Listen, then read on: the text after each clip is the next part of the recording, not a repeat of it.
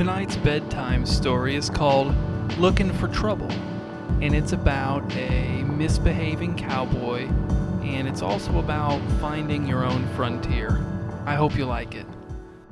Rick was a grizzled, sun-scorched, one-eyed, murderous cowboy at a time and place in this country when to be such a thing was not necessarily a major drawback. In fact, it often had its advantages.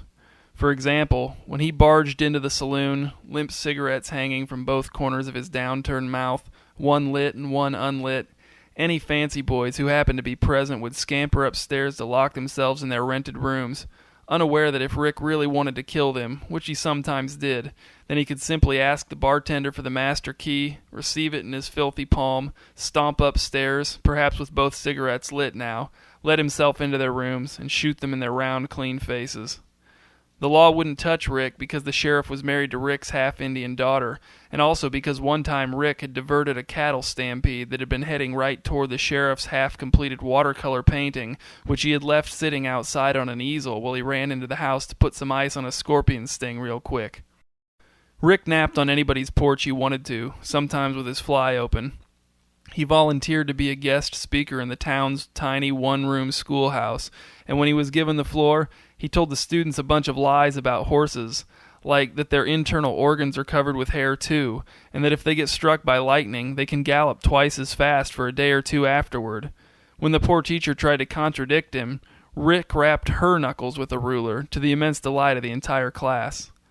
Rick didn't properly quarantine himself when he got what he claimed was scarlet fever.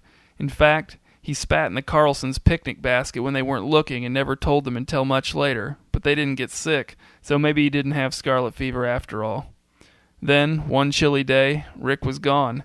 This made people uneasy, and the whole town looked everywhere for him, in water troughs and on roofs, under their beds and in their closets, under piles of straw and under piles of manure, even in places that a man of his size couldn't actually fit, like inside of their dachshunds' doghouses and as of yet unfilled coffins for infants. He really was gone. They didn't even find pieces of him, which wasn't such an uncommon occurrence even when he was still around. A week passed. Then another week passed.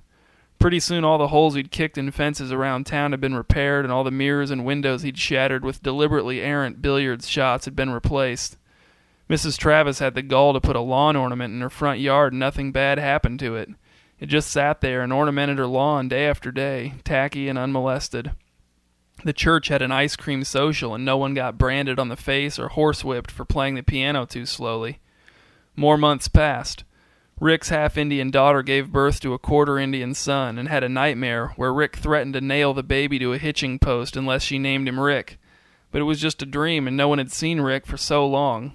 Rick's daughter named her baby Marco, and no one ever nailed him to a hitching post.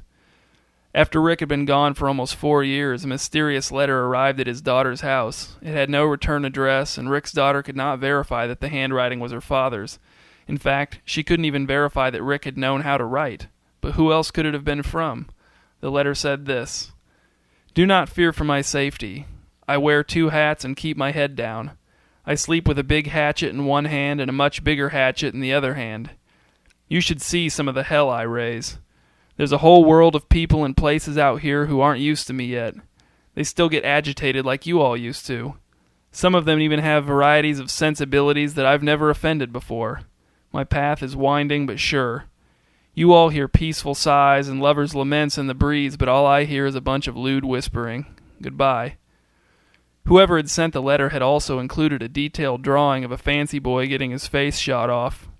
Rick's daughter realized that something stunk, sniffed the drawing, and threw it into the fireplace in disgust.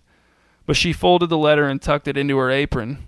Meanwhile, little Marco stood in Mrs. Travis's yard and contemplated her lawn ornament, a pilfered fireplace poker in his hand, and his brain buzzing beautifully behind his unblinking eyes. The world was suddenly filled to the brim with dark, swirling possibility.